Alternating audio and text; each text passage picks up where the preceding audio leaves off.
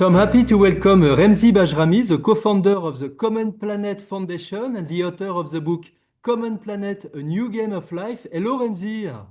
Hello, Jan. I'm excited to be here.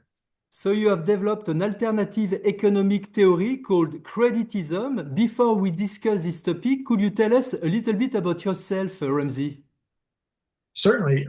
So I'm in America. I'm in Oregon, and I've been working on this for just over a decade. And like yourself, I came to the moneyless idea with the introduction to mostly the Venus Project.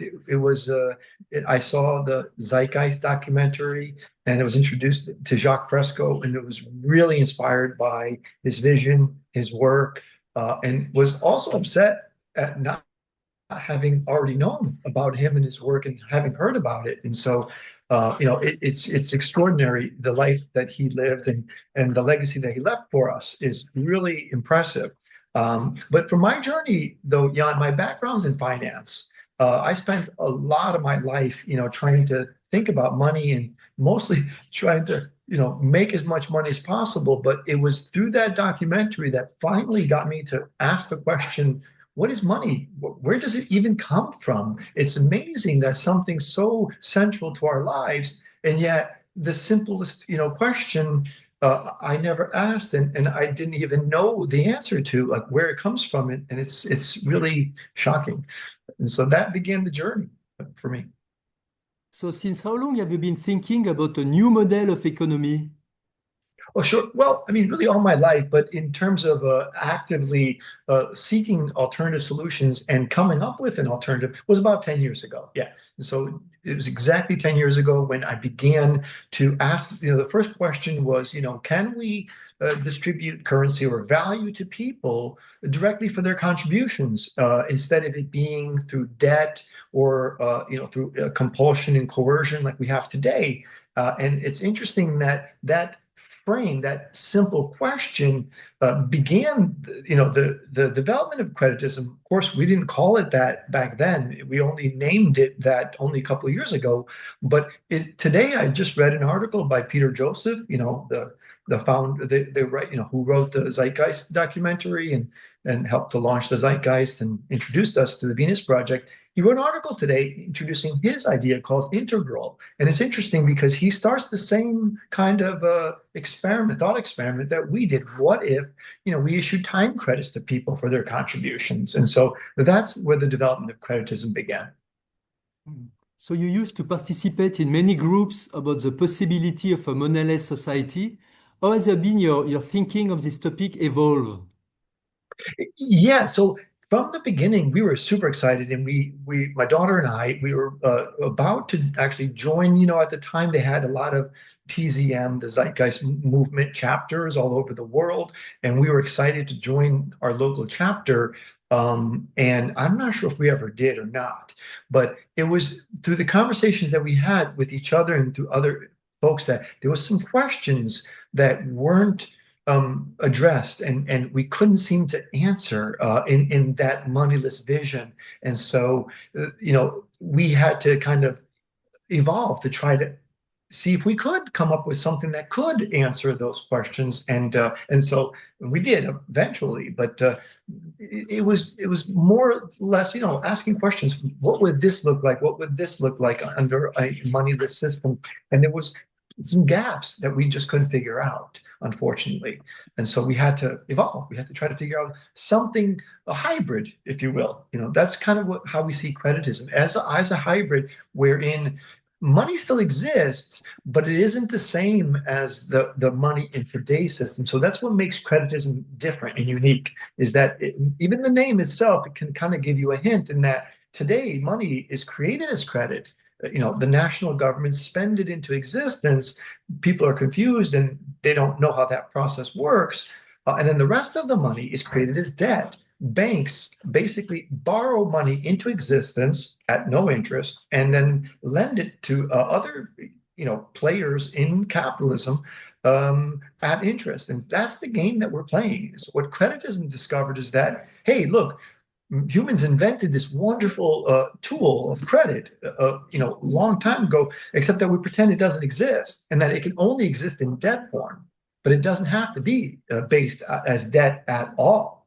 At all. And so that's what fundamentally changes creditism from capitalism is that we essentially credit is the center of the universe, not the stuff. Like life is the purpose of the market instead of say, the goods. And so capitalism prioritizes production of goods and services rather than, focusing on life and the actual economy, which is the management of life, of all of our resources.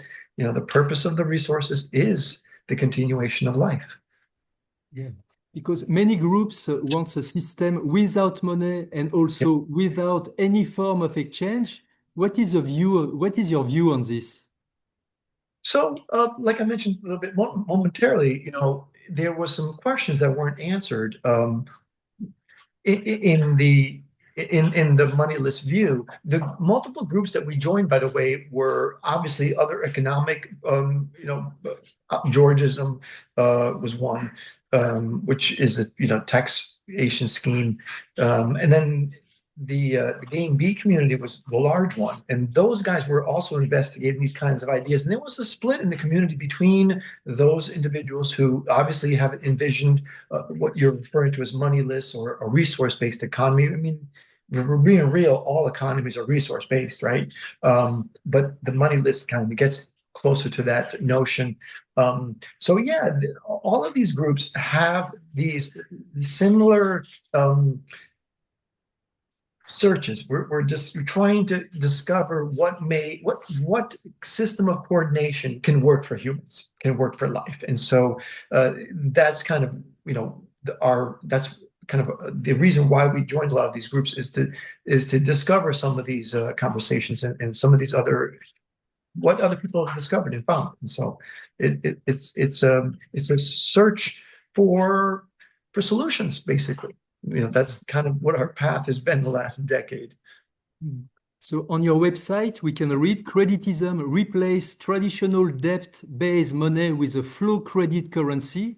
Credit, Yes. the unit of exchange, is created when earned and deleted when spent, eliminating the need for banks, taxes, and all financial instruments that often leads to corruption. So at first, can you tell us about the traditional debt-based money system?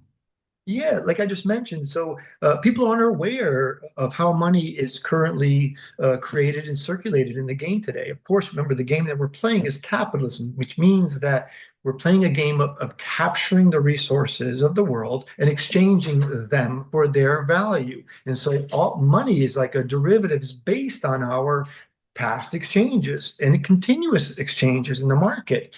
And so this whole structure of creating the money as an asset is fundamentally the problem of capitalism, is that that unit constantly increases in quantity because of credit creation through the state printing more, and then banks, creating it into existence. And what's interesting about that structure is that because of interest, it requires you to constantly create more. As banks borrow more money to lend it, well, then the amount of debts increases. And so this is what you see. You see all debt levels in every country constantly increasing, especially in the uber capitalist countries like America. You have record credit card debt, record student loan debt, to the point where in America, I don't know about the rest of the world, but here in America, you can buy everything with debt. You can go to the store and get a refrigerator on debt, and almost nobody buys their cell phone. We buy it as debt. We pay monthly subscription for these things. And so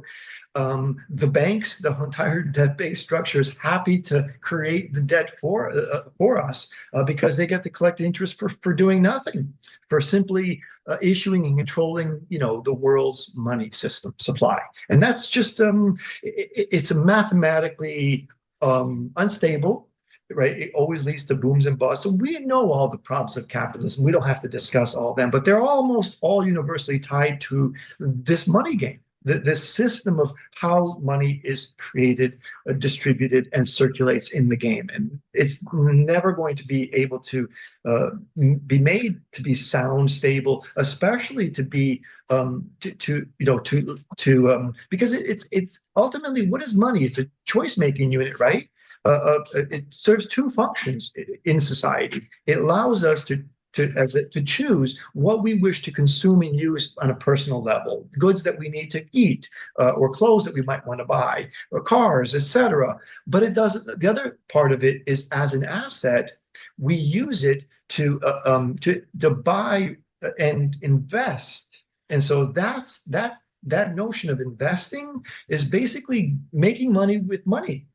This idea of you can get more of money, which is a human make-believe construct that we created, and yet you can get more of it. It's a weird kind of a notion, and it's not necessary any longer. And we know also that about the creation of money, that central bank and commercial bank, in fact, create money ex nihilo from Correct. nothing. In fact, and That's right. Yeah, when someone's borrow money to buy a property, actually, commercial bank create the money, that's right. create the person from nowhere. It's a magic money, in fact. Yeah. Huh? The So we that language here that I like to use is it's actually better. They are creating the money, but the law allows them to create it in the sense that they're allowed to borrow it at zero interest and lend it out. And so, from a legal perspective, technically speaking, that so-called money creation by banks is them creating it, borrowing it into existence in order for them to further to lend it. So that's actually what's happening. And then the central banks, as you mentioned, are simply just creating credit and spending it into existence. When the country decides to, spend more money on their military, that money flows into the economy. And so that's direct money creation. And like you said, it's ex nihilo. The money that the central bank is creating comes from nowhere and is not borrowed. They don't have to pay it back to anybody. They can just issue and spend as much as they want, if they want. But the banking system, because the banks are really an international global cartel, right? They have international bank rules that govern their existence and their issuance of getting this money that they can lend. And so those guys don't want governments spending money. They're always trying to confuse the public and pretend like the states don't have enough money, that they have to maybe somehow tax more from the citizens to get more of it, when the reality is that's not how it works at all. The money comes from the central bank, very similar to like in the game of Monopoly, Yen, where how there's a bank in the game of Monopoly. That money that's in the bank obviously doesn't exist yet. It's potential money that can be issued into the game. And so that bank in Monopoly best represents a central bank of a country, that when it spends, the money then goes into the game and now the players have it. So that's how it works. They create the money out of nothing, don't have to pay it back to anybody. And just like in the game of Monopoly, if the game taxes you and takes your money, it goes back into the so-called bank. And remember though, when it's in the bank, it doesn't actually exist. And even in international and national accounting, like here in America, the money that our government has in its account, which is called the Treasury account here in America, it's basically the United States checking account.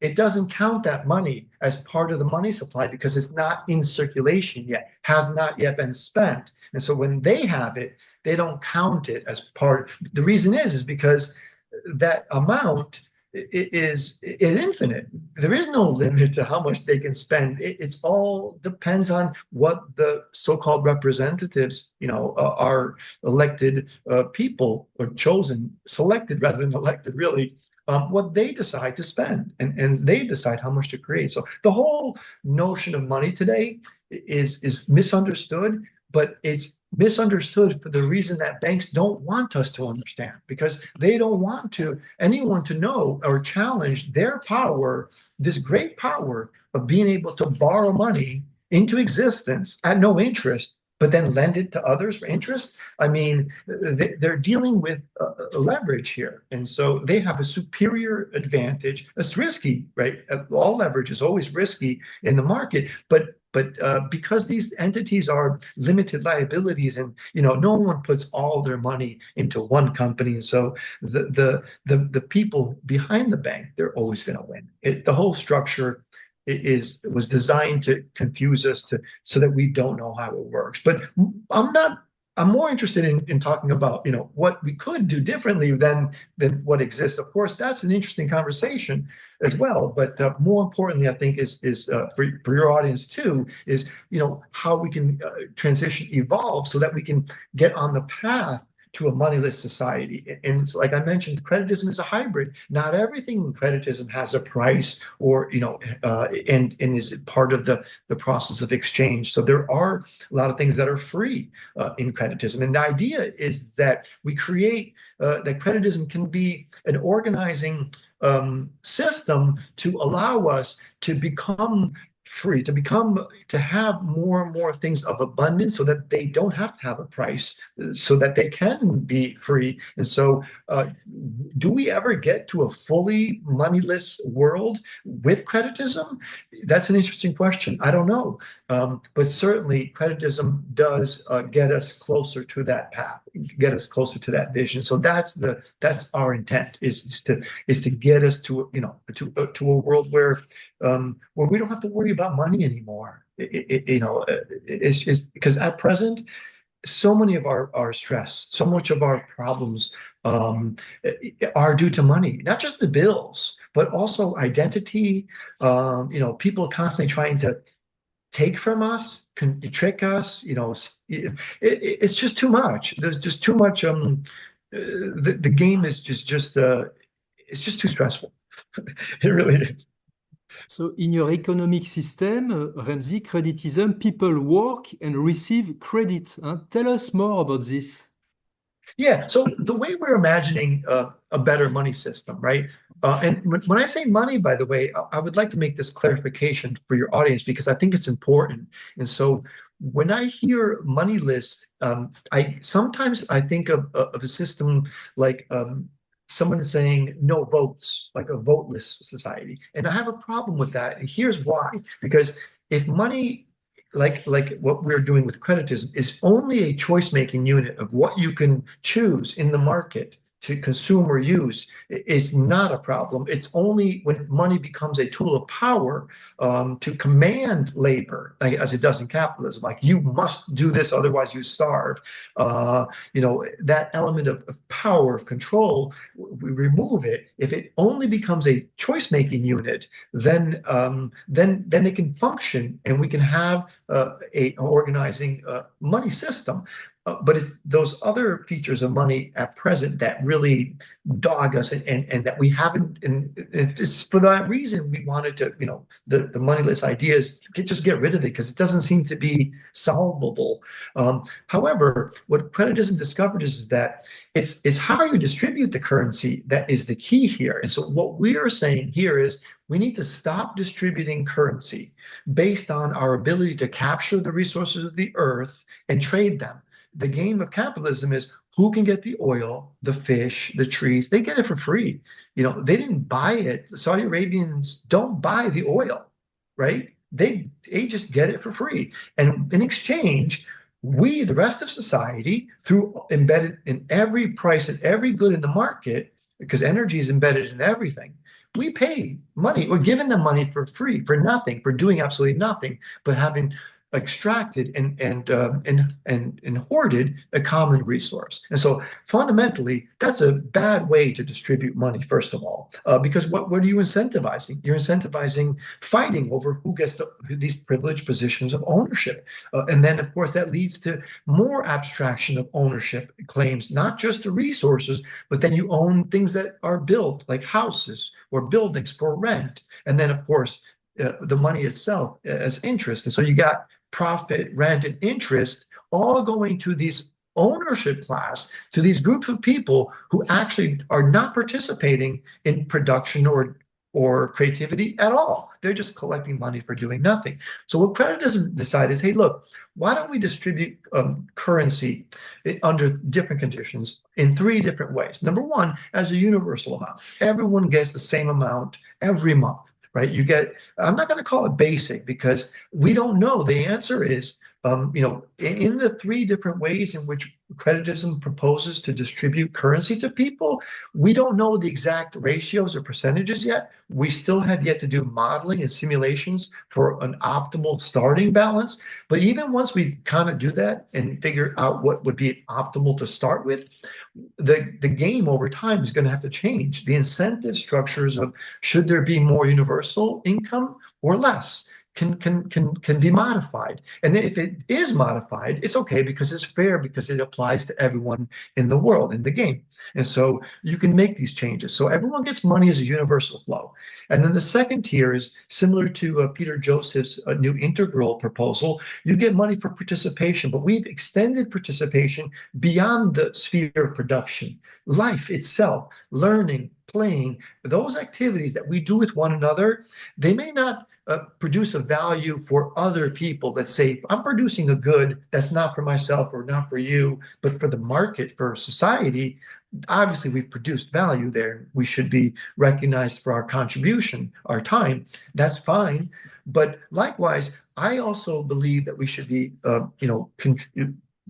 rewarded for our contributions to value to ourselves, because as we're gaining value, as I'm learning and playing, I'm a better member of society. And so what I'm able to create or produce is now increased. And so the wealth that's embedded in me, that the society invested in me and allowed me to participate, and I became more valuable. I may not have produced that value today, but at some point in the future, the investment that society allowed me, to get to build, can produce ultimately some inventions and creations that benefit all of us. And so the second pool of distribution of currency and creditism is our activity, is learning, playing, and working. And so, let's not discuss the numbers and the details yet, but let's just say that it is fair that generally speaking, that people who are doing the same activities all over the world are getting the same amounts.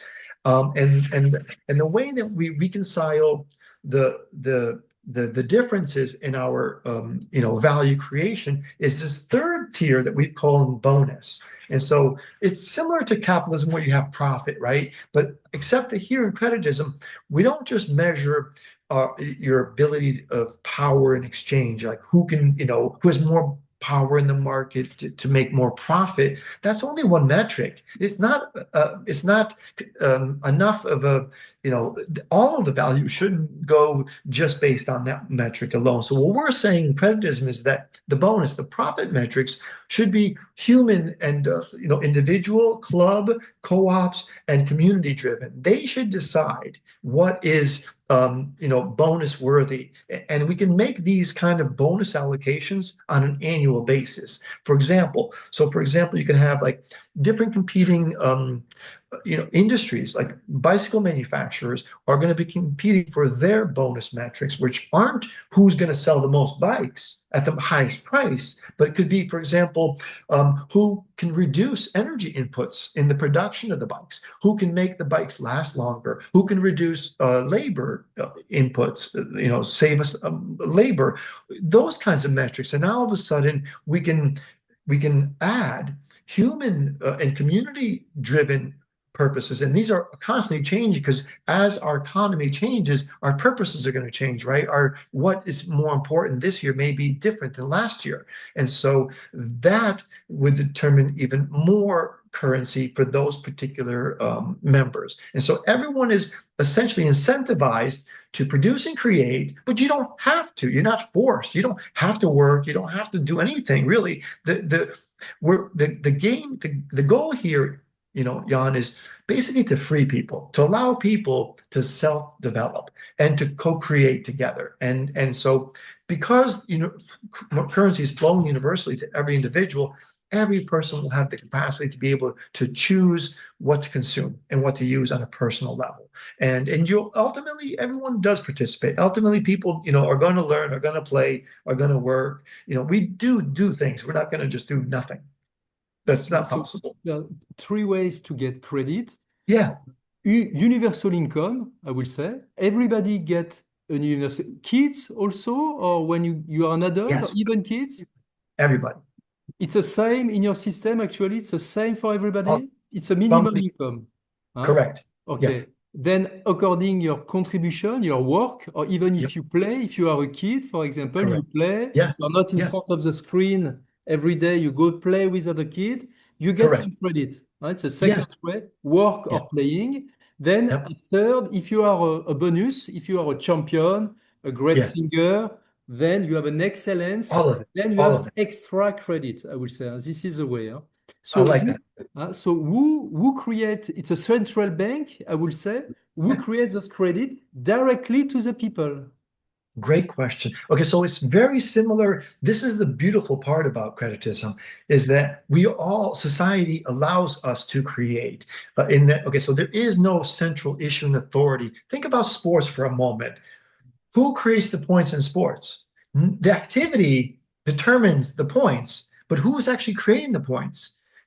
The players themselves. Like society is like, right? The scorekeeper is recording what the activity, like these guys scored a goal. In our case, we're recording Remzi did such and such labor or did work or taught or played with this team. And so the activity itself is a record of and so that creates the currency. And so there is no issuing authority. There's nobody in charge. Money's just being created. What's happening here, Jan, is that it's a mathematical distribution. It's an infinite flow of currency that's created universally through our activity. No one's in charge of that. You and I are. I determine my activity. Our community decides whether or not we're going to harvest trees or not, or do other activity. And so all of that, we're in charge of that. No one is telling us what to do. And so now, not to suggest that people can't request, things and projects and come up with ideas and for other people to do. Of course they can, but that's the game. We're co-creating. We're requesting, work and labor contribution, and when we're also,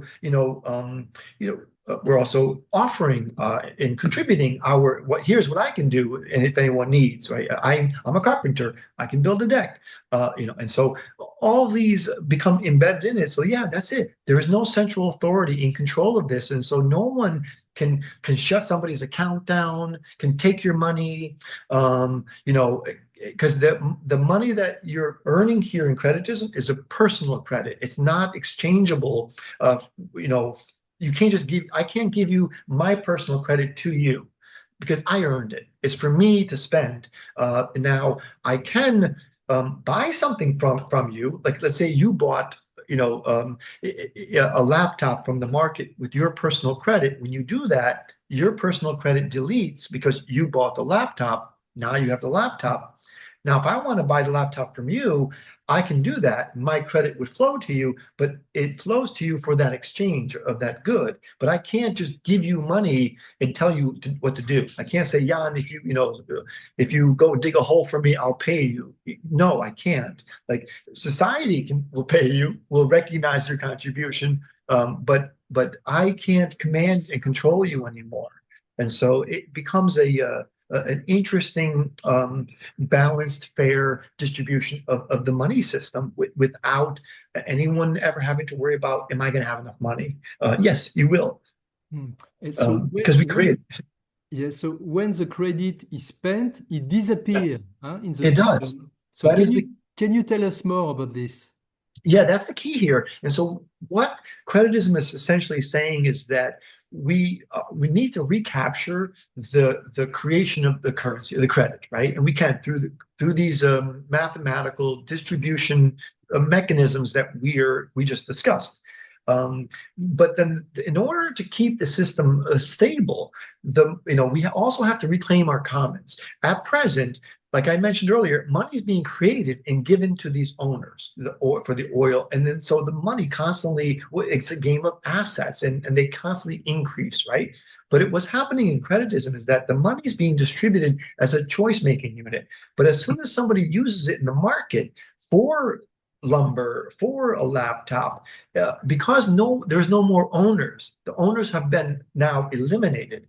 right? All of the commons have been reclaimed. We've essentially bought them back from these people in order to begin playing creditism. So that's how we really begin creditism, by having an initial allocation, kind of like a universal amount based on age. To every person in the network so that they can begin playing the game. And then those who happen to have all these common resources like office buildings or corporations or stocks and bonds, all these other abstract assets that exist in capitalism would convert into the new credits. And so it's okay. It's not a problem in creditism if somebody has more money than you, because money is no longer a tool of power. It's just a tool of choices of what to consume and use. And the reality is we can only consume so much. Like I can only go to one restaurant a night. I can't go to 10 of them, right? And so I'm not taking away anything from anybody else. And so money inequalities in creditism, not a problem. Nothing like the problem with capitalism. And so let's take a step back. I think I digressed there. What was the key question there? Oh yeah, about the deletion function. That's right. And so because we've reclaimed all the commons and there's no more owners, you simply have a market of new things that are brand new that no one has yet chosen. No one has used their personal credit to say, I want, that laptop. And so we call that the market, right? So if you go to the market and you purchase something new, your credit deletes and you get the good. In some cases, the good, if it's a food, well, you consumed it, it's gone. In other cases, like a laptop, it takes time for the laptop to get consumed and for it to become, less useful. And so it still has value. And then if a person doesn't want it anymore, they can then sell it, list it in what we call the exchange. So in the exchange is where the money doesn't delete. It goes from one person because we're exchanging my laptop for your credit.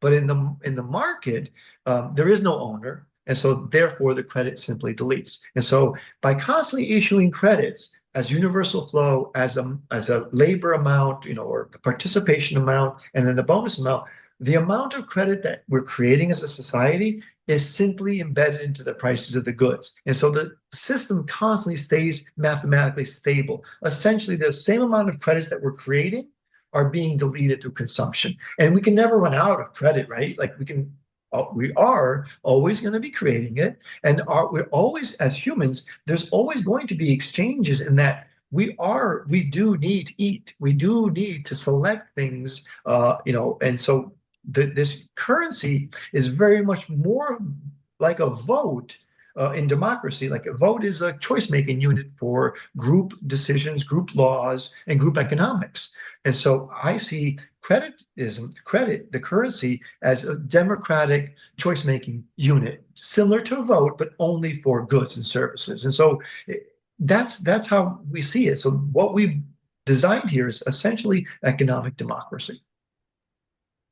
So on your website, we can read the simplicity of creditism lies in its universal flow. All receive credit and use it to get goods from the open market or to exchange personal possession. As a flow currency, it bypasses the complex system of debt-based money and offer a fair distribution system. So when you say fair distribution system, what about differences in salary? For example.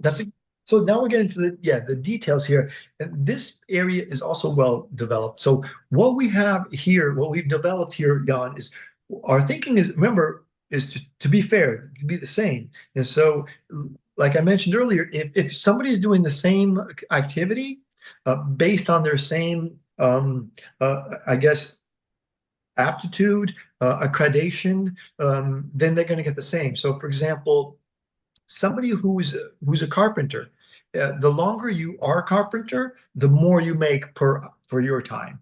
And then the bonus ultimately is the leveler, because see, you and I we could be carpenters for 5 years and we're getting the same rate because we've both been doing it for the same amount of time, and our pay is based on time. And sometimes it's also based on age.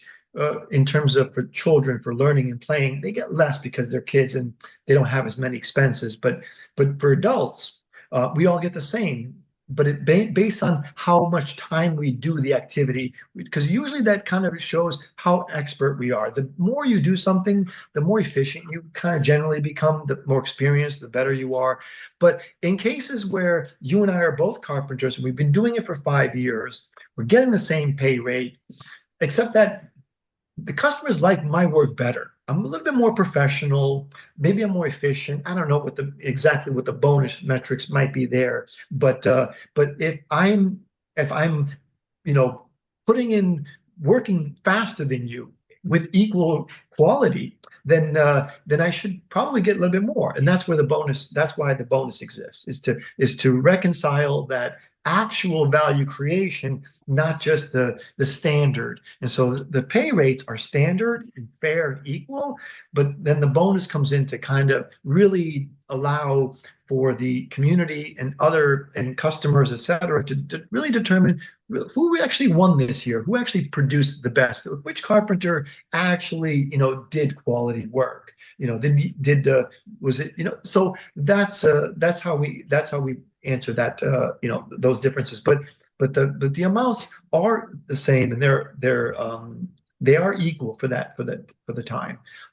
In some cases, there are opportunities for some positions in some jobs and roles to earn a little bit more.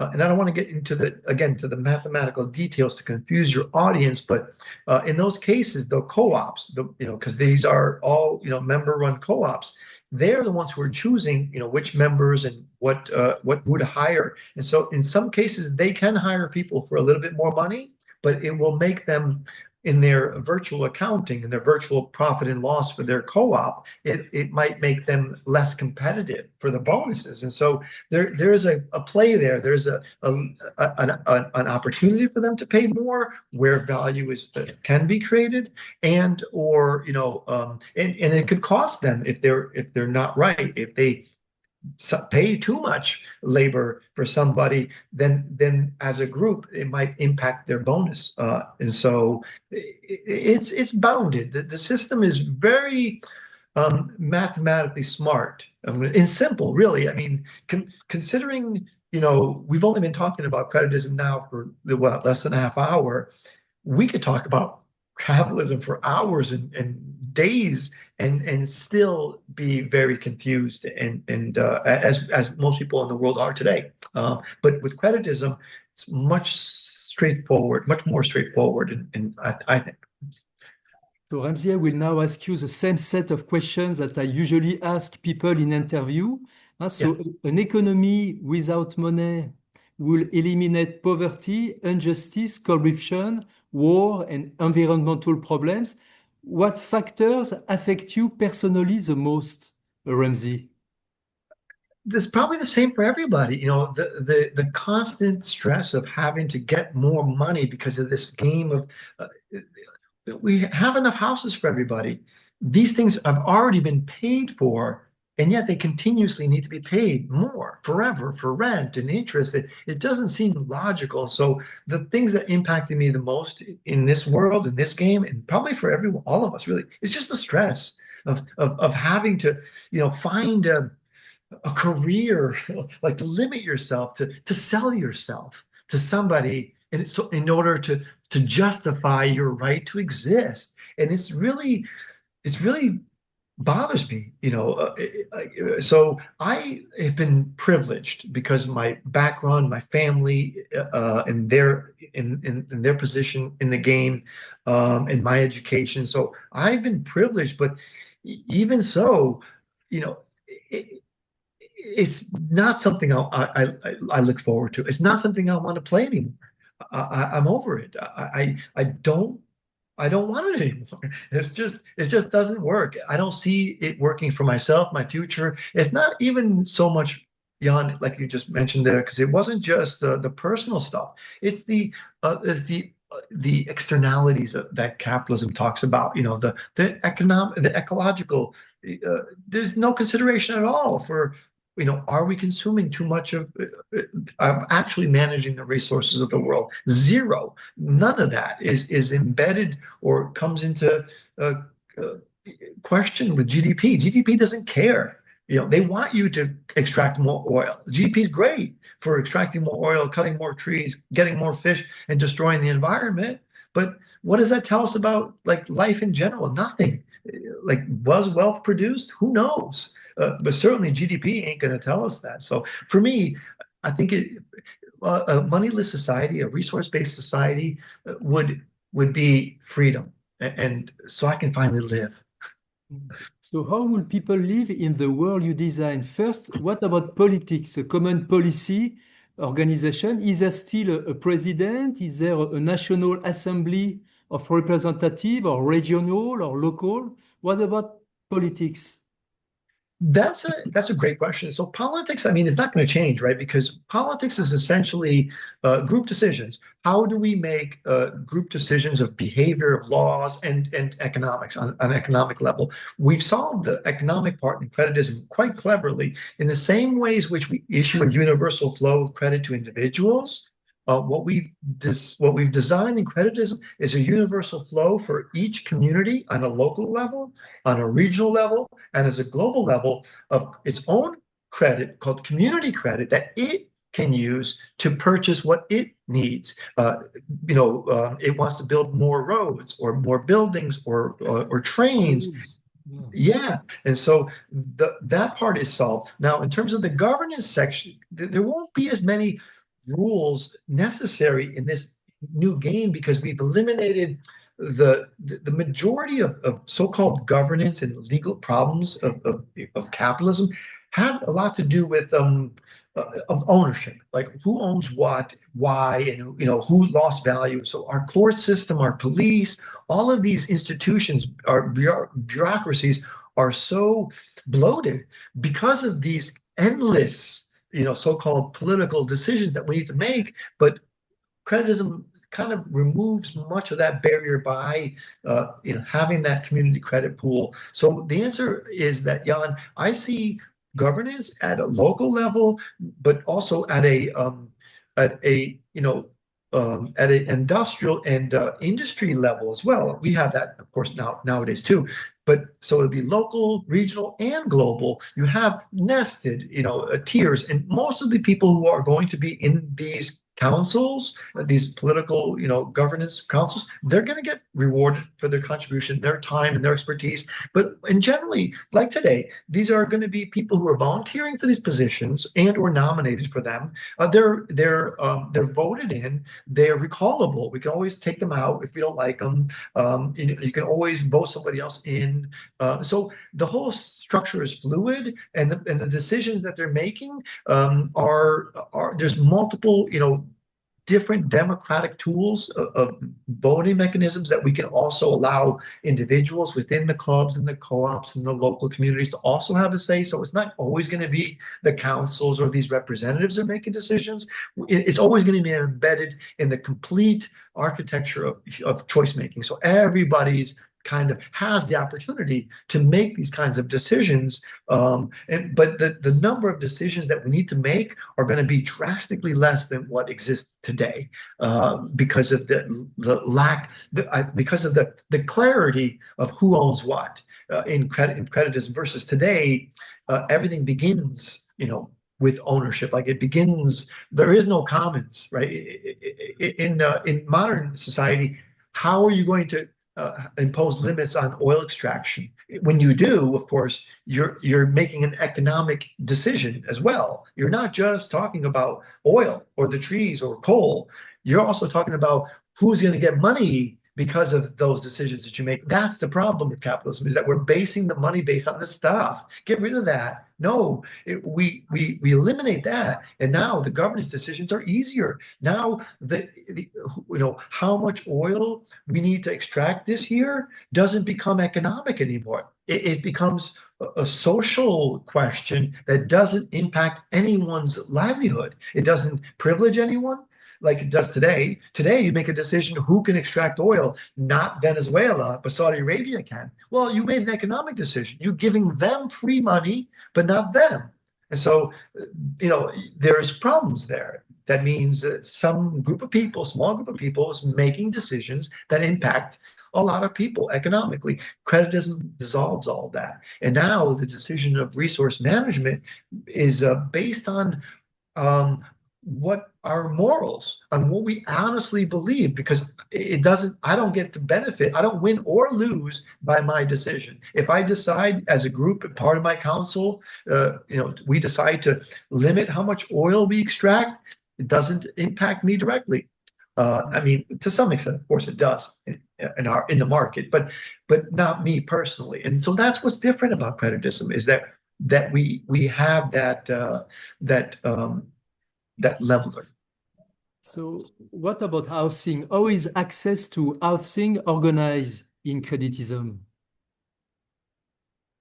This is a great question, Jan. For me, honestly, housing was the number one question that I asked that led me to continue pursuing and asking more questions. It was the reason why I was dissatisfied with the vision of resource-based economy and moneyless because I asked a question to myself: how would housing work in a full 100%? Like, remember, creditism is a hybrid model. Not everything costs money in creditism. A lot of things are free. And of course, the money's free, right? Like, we're distributing the choice making units to you. So effectively, of course, the resources are free too in that way.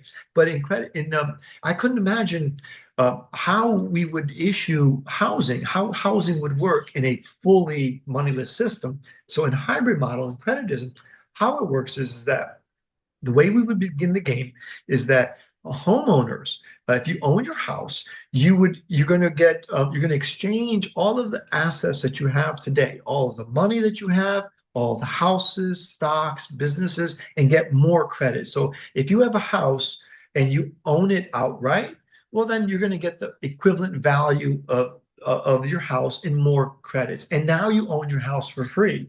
No more insurance, no more mortgages, no more property taxes, no more debts of any kind, no more bills of any kind related to the structure because it already exists and it's yours for life for as long as you want. Now, what we've decided to do in creditism is play a game with housing, similar to the Internet Movie Database, IMDb, where people rate movies 1 through 10. So our idea is that we rate houses 1 through 10, and it's going to be similar to, the prices of today, right? Where houses, better quality houses in better locations are more desirable, and so their value is a little bit higher.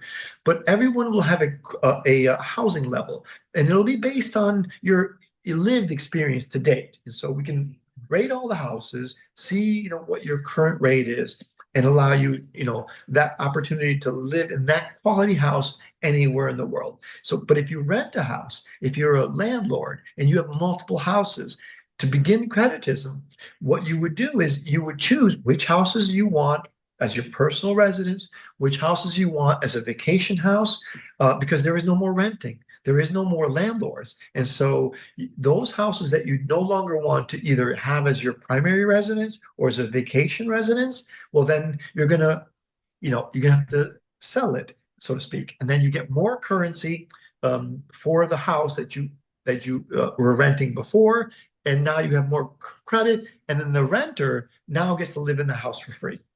And so that's how that process would work. And there is a possibility that we may have to limit, how many vacation homes a person can own, to make sure that everyone has a house first, right? Once everyone has a house, then others can have extra. And so there may be a limit on a personal level. You're only allowed to own 2 or 3 homes, but it's not going to be too much of a problem because these folks, if they were rich in the game and they have dozens or hundreds of properties that they were renting, because they're going to be selling all of those and they're going to be starting with so much more of the currency than everybody else, they're going to have an opportunity to travel like never before because they can go to any hotel, they can rent a hotel or a house And so they'll have the money. You don't need to own things when you have access to them. And so they're going to have more access than ever before. And so they're not going to be deprived of anything. So the idea with creditism is to allow people to keep what they have, but also to convert what should never have been private back into the commons. Things like buildings, right? And corporations and things like that. Those things don't need to be owned by a private person. That's silly. People need to own houses, sure, at least have the right to live in the house and the opportunity to make it better, improve it.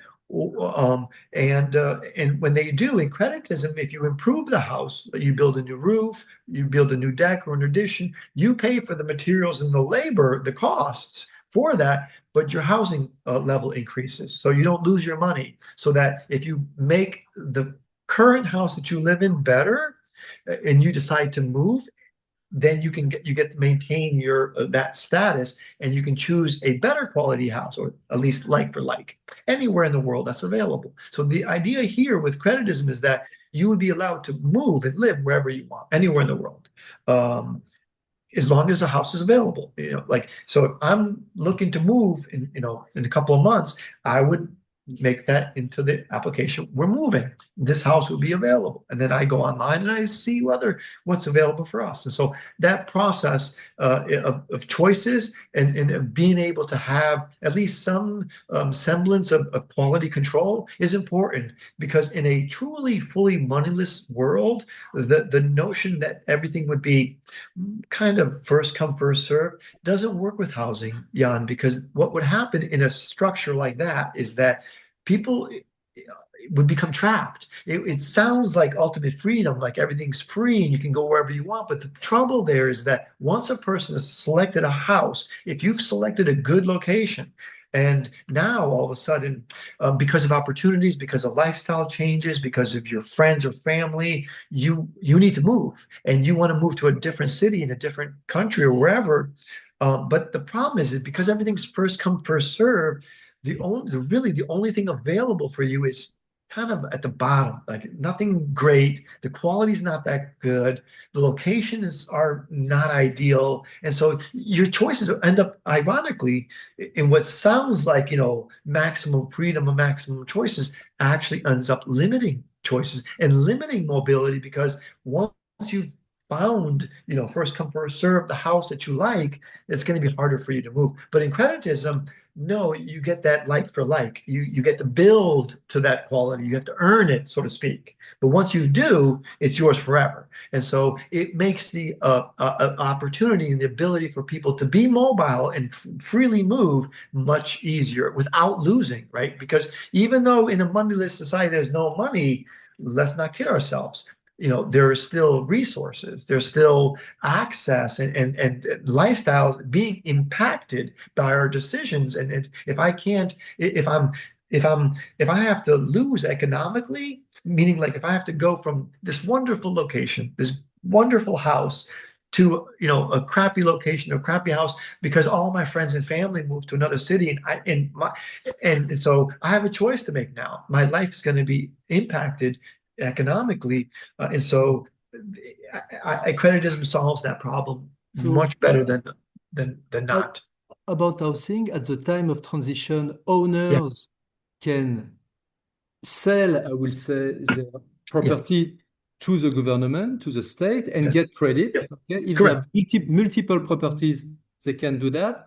What about correct. tenants? If a tenant, for example, someone who doesn't own a property, uh, Yeah, doesn't work a lot. Well, let's say the difference of access of different from 1 to 10. If someone chooses to work maybe just 10 hours a week, mhm, this person will get a little credit, so this person will have access to certain type of yeah, property. But if this yep, person choose to work maybe 30 hours or maybe correct. 40 hours, this person will have access with his wife, let's say, or share Yep, to bigger correct. location or nicest places. It's Yeah. the way So you see this thing. yeah, you got it. That's generally it. Yeah. So the people who are renting would if the owner sells the house that they were renting, they would have first right of choice to live in that same house if they want. They can choose that house as their primary residence. That would be their right.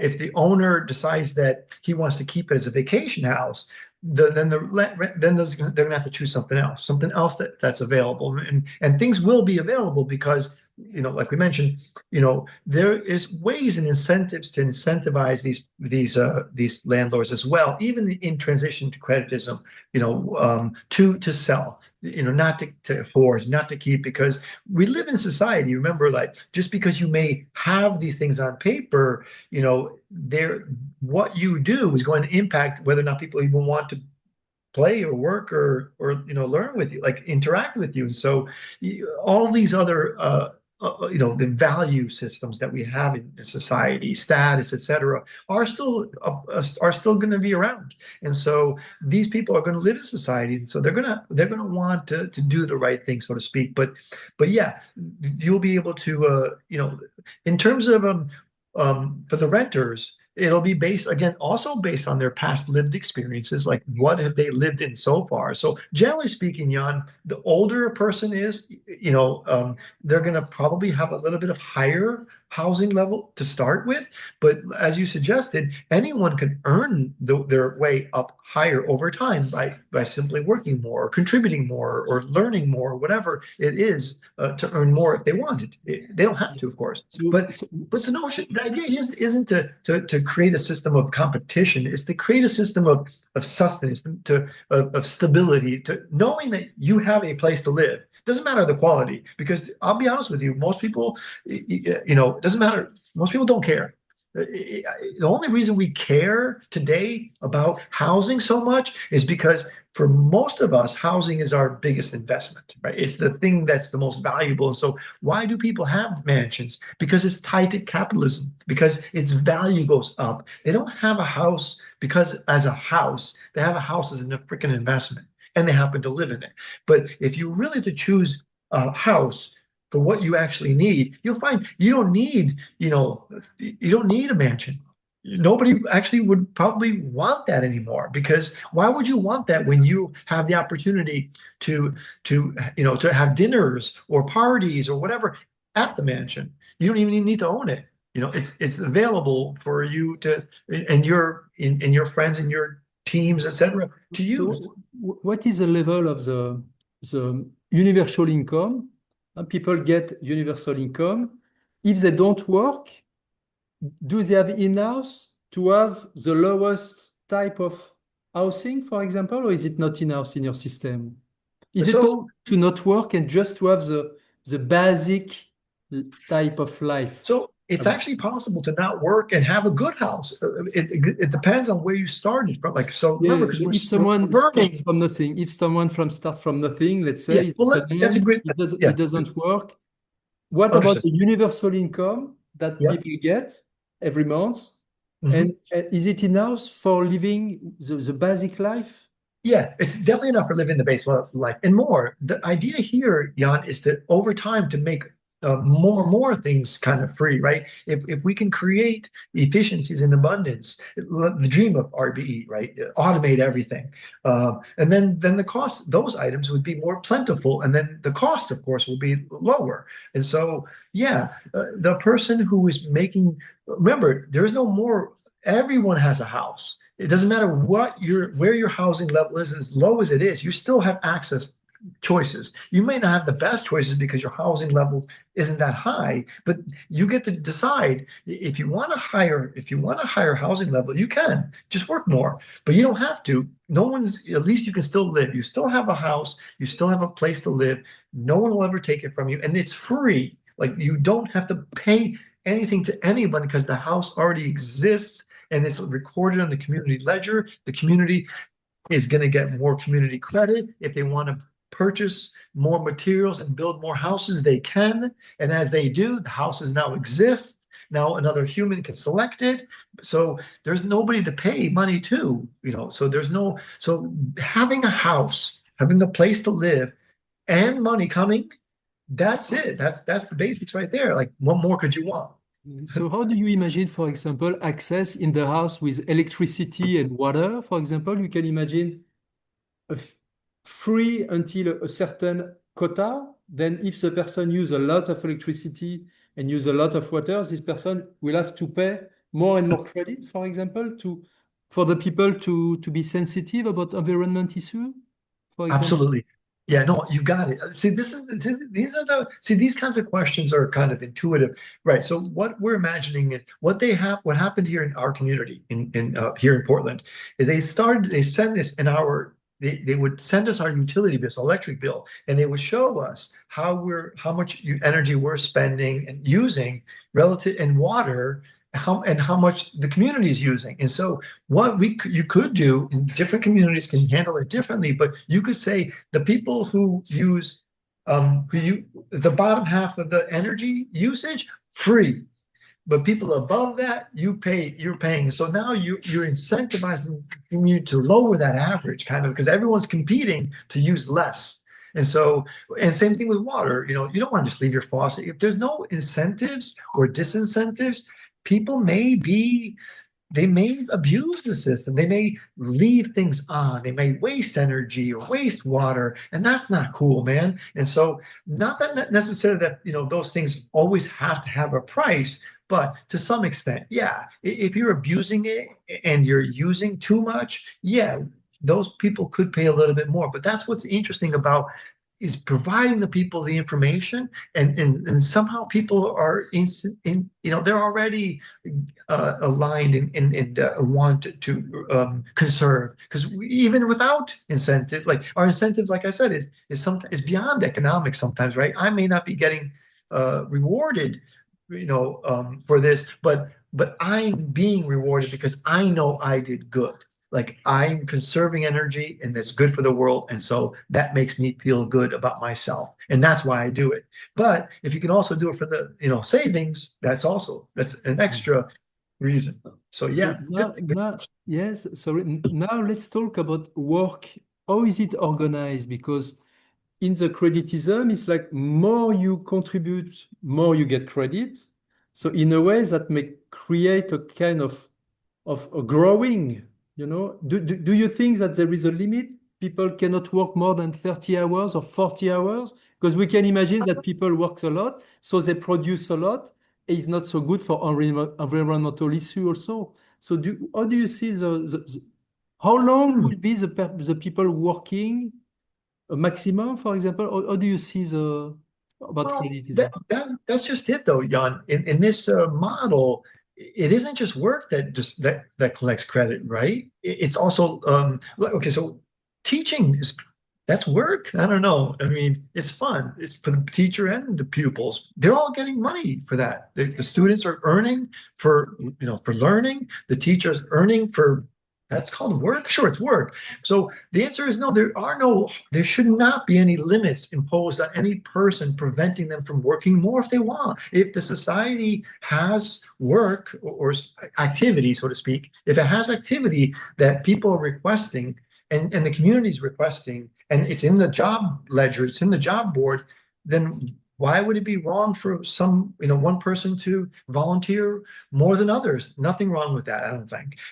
Because we never know their situation. They may want more money for some specific reason. And generally speaking, the majority of the reason is going to probably be a housing level because that's going to be the single biggest, expense that a person has. Even in creditism, you can increase your housing limit by buying into it if you want. Same as a homeowner, person who lives in a house can spend their credit and improve it. You can spend money directly without improving the house and improves your housing level. So if you want it, and there's also efficiencies in the housing level too, though, Jan. For example, at present, if my housing level, is so and so, I can actually get a better house if I'm willing to share. So I might not be able to get the best house that's 4 bedrooms because I'm only one person, but I can get a really good house for 1 bedroom or 2 bedrooms because I'm only one person. So there are ways to join other people and qualify for something better without having to work more. without having to. So there's all those other opportunities too. But yeah, good questions, by the way. Mm. Mm. So in your system, for example, if someone wants to build a little house, an extra space in his garden, Mhm. he gonna contact the city, the village, then someone will come, and this person will get credit not from the owner, but from the city, because this person contribute and get credit for his work per hour, and the owner will spend some credit which disappear. Is it right? Yeah, yeah, Like, that is right. So it's an interesting one here. So if you hire a carpenter to build a deck for you, you the homeowner, the person who owns the house, well, you're the caretaker, not a homeowner. You're yeah, the caretaker because it's not the really user, yours, yeah. it's yours. The The right user, yeah. society, yeah, has given you the right to occupy it, but technically speaking, you don't own it. The community owns the house. You just have the right to live there and use it and improve it and or not. If you don't improve it, by the way, and the value goes down, so will your housing level. And so you are kind of tied to your house in that regard. But if you were to build a deck, because in this instance, you're consuming that labor and the resources, just you yourself, you actually would be paying. So whatever the price is for the cost of the lumber, the nails, etc., plus the labor, you're actually paying for that. But that's okay because you as the caretaker get to decide which carpenter to hire. Maybe you hire a carpenter who's only been doing it for 2 years, who's cheaper. Maybe you hire a carpenter who's been doing it for 5 years because he's better. It's completely up to you. As So, the so what is the but status you do pay for it. of those different carpenters? They are like they work for the city, or are they liberal? Because now we have two kind of people, I will say. Some people work for the state as Mhm. administration or police or whatsoever, and some people work for a boss, for a private company, or they work for ourselves. So Mhm. what about the work in this in the society you imagine? Let's say a carpenter, is he working for the village or the city, or is he working for himself? So he's working for his. He generally, if in that situation, he would be working for his co-op. We call that a co-op. He's his own company basically. And so as a co-op, it separates it from himself as an individual. And so what happens is that the individual who's doing the labor gets the credit directly, not the co-op. But we still can keep an accounting of the co-op. The co-op, as its own business, is allowed to, like for example, is allowed to buy stuff. So let's say the carpenter is building furniture instead. Okay, he's building furniture in his garage or he found some space in town that the community owns. Nobody was using it. He registered for it. He gets to use it for free. And he says, "Hey, I'd like to use this space over here to build furniture." And he finds maybe a couple of other, co-op members who want to join him and help. And so now they have their own co-op. They've got space for free, and that they have their own virtual account as a co-op. And they can now order materials. They can order the lumber, the nails, the glue, everything they need to make the furniture. Make the furniture, account for all those input costs, put a price on that on the furniture, put it into the marketplace, and when somebody consumer buys it, the consumer's credit then pays for all of those materials and labor that went into the product.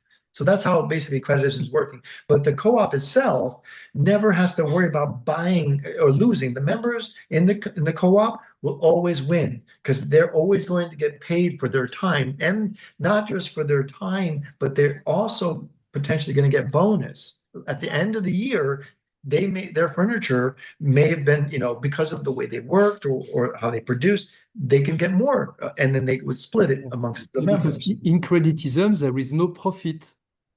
We are The paid with the hour. Or is there still some profit? Well, the No? bonus is kind of like the profit, right? The, The bonus is that notion of profit, of incentivizing these co-ops to kind of compete with one another to make sure that they build best furniture, right? Like we don't want shoddy stuff. We don't want things that are going to break. And so we can kind of we can gauge quality and incentivize those things. So yeah, that notion of profit, it still exists in creditism. We can still account for it in some industries. It may be, count for more of the bonus than not. In other industries, maybe not. But that's the idea for the bonus is to make sure that we recognize. It may not be the same every year, by the way, because that carpenter who was committed and dedicated last year may not be as committed and dedicated the next year. Who knows? They could have lost their spouse and they're sad and their life,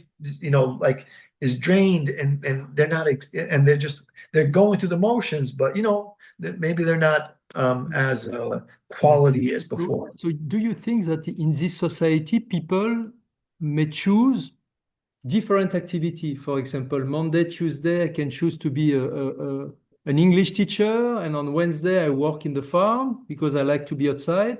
And on Thursday, I work in the hospital, and Friday, I am in the canteen of a school. Is it possible in this system to have 100%. multi activities?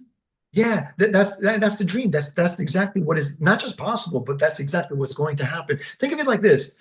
At present, most of the way that we send our kids to school, right? And they have these rigid schedules. You're going to be doing this, and you're going to do this for the next year, 9 months, right? Every day, every week, this is your schedule, same thing. And it's somewhat diverse, but not really. It's not tailored to them. They didn't choose. Do I want to do math or history? They don't get, but in creditism, you would choose. Same thing, not just with education, but labor too. And so, yeah, there's no reason why somebody should have to devote themselves just to one skill. It makes no sense. A person should be allowed to be a carpenter for a day or a few hours, and then go do something else and be a coach or be here, and then and be a scientist.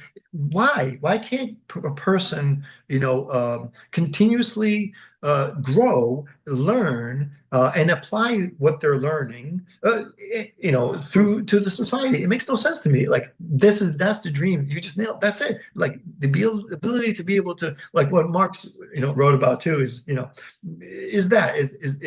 don't know what our days are going to be filled with, but we should have the choice to be in the freedom to be able to select those things, and that's really what creditism affords us to do. It breaks this. You know, a lot of capitalism is like walls and board, like just you can't, like, you want to contribute but you can't because liability. Like you might want to, you go to the local coffee shop. I mean, you can't even like grab something because only the employees. It's like, why? Because of trust, because of the stupid game of economics that we're playing of win lose. That we don't have a stake in that coffee shop anymore. Creditism, it changes all that. It removes those stupid ownership boundaries where every opportunity, every establishment, every place, because it's owned by the community, is also yours. And so it just opens up a whole world of opportunities and And in ways. bonds and Yeah, relation between people also, of I course, think huh? so. Of Yeah. course. Huh? So what about access to food? How are food production and distribution organized? Yeah, food is a tough one. It's going to be okay. So if you have a co-op, right, then obviously food is going to the marketplace. But in some cases, you might not register a co-op. You might just have a local garden, a garden in your yard. And so, generally speaking, that food, if you wanted to grow as a co-op, you could, of course, register as a co-op and get all the privileges and the virtual accounting and all that, and order seeds and do that. Or you can do it by yourself. And if you do it all by yourself, then you're basically just giving it away for free to whomever you want, or even the market, right? There can be, but beyond that too, though, what's interesting with creditism though, Jan, is that even though food production has some embedded costs, labor and energy costs in the production process.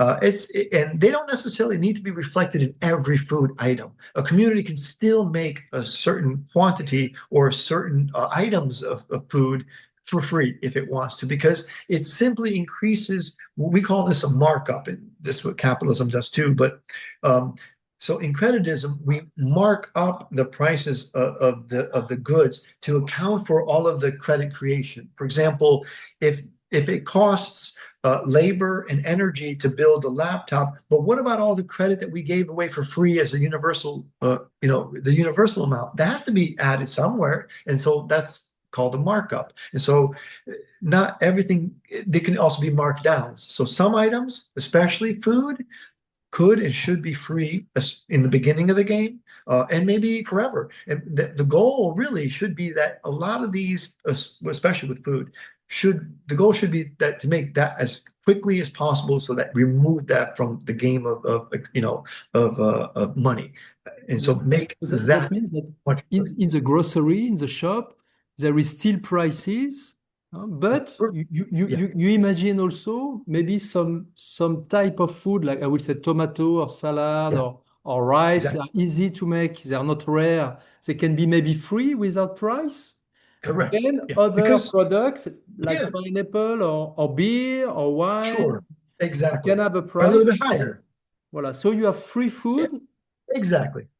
primary and secondary Correct. luxury access The other without reason why you might want to do food for free too is because food spoils, and so if you have a cost on it, and people are because even in creditism, what is economics? It's the management of resources. You can't have you can't just have 1,000 lobsters. You have to you can only eat some, but so yeah, so but when you're making some of those items for free, of course, you just simply, like we said, embed the prices on the other stuff a little bit more expensive. But yeah, food, that's the other part of it too. Even if it has a cost, if people aren't consuming it and it's going to spoil, lower the damn price. Let them have it. Just give it away. Let them figure out what other uses they can make. And maybe they'll make apple pie or peach cobbler, or something with that food, or preserve it, and can it. So there's always going to be ways to incentivize, because we're going to be living in an open information architecture, Jan. Everyone's going to be able to have access to this kind of data. Everyone's going to know, and there's even going to be experts and people whose job, so to speak, is to pay attention to the flows and how much apples trees that we plant, how many apples are these trees producing. All of that data is constantly being recorded and fed and open and available, and so we're able to apply our own expertise and knowledge and ideas, and AI and other, who knows, us.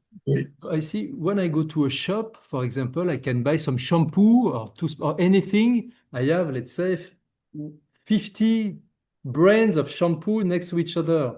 They make competition, they try Yep. to make profit. In this kind of society, I will have access to shampoo. Yeah. Can I have access to maybe to five or six? Then people will have to work less to produce the same type of product.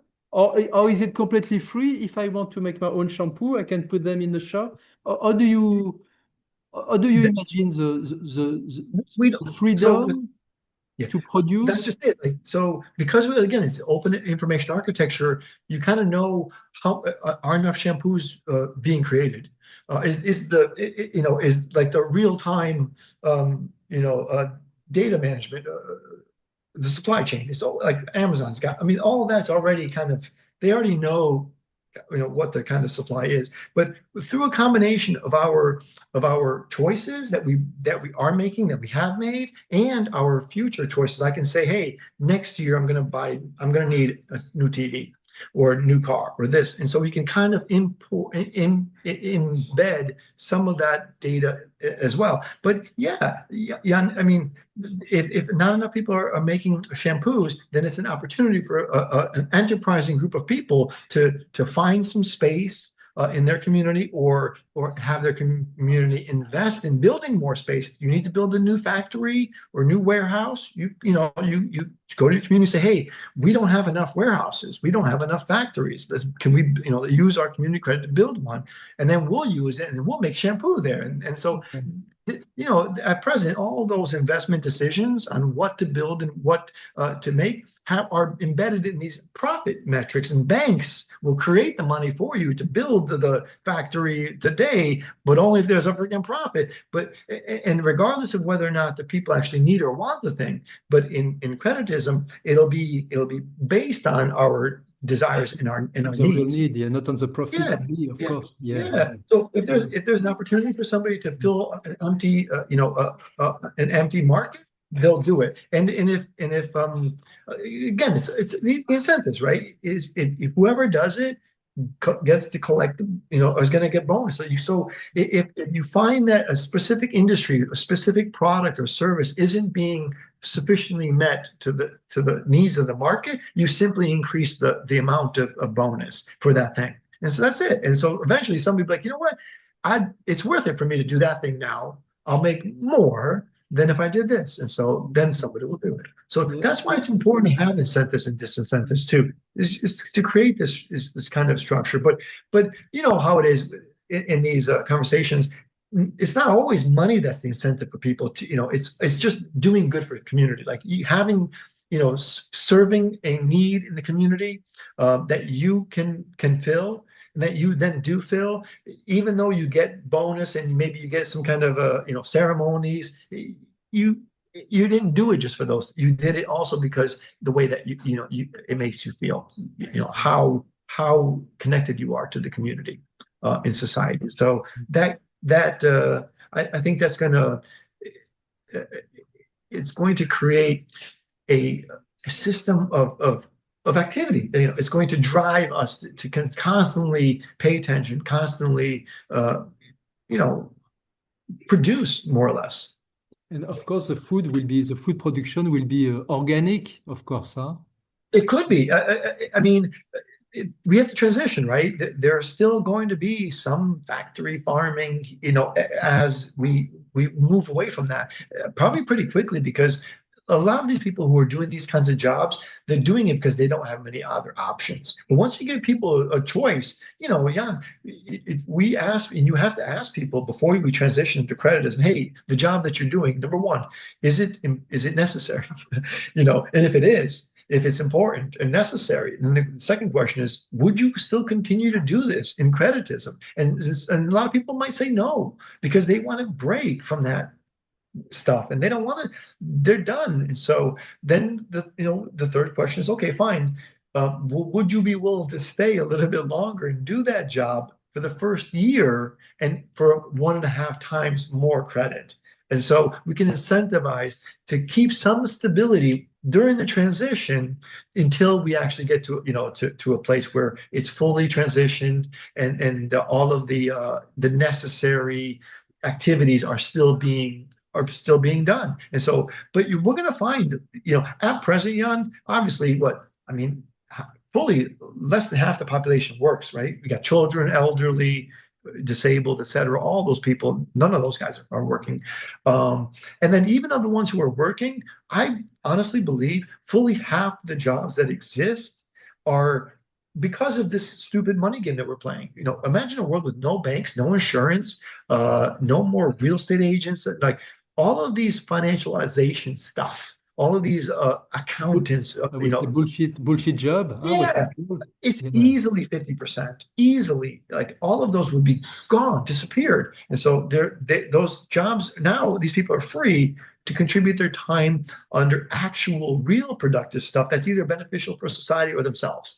And that's where the real wealth uh, engine of society is. We're wasting our capacity today. For me, I think our most valuable resource in the world is me and you, is us.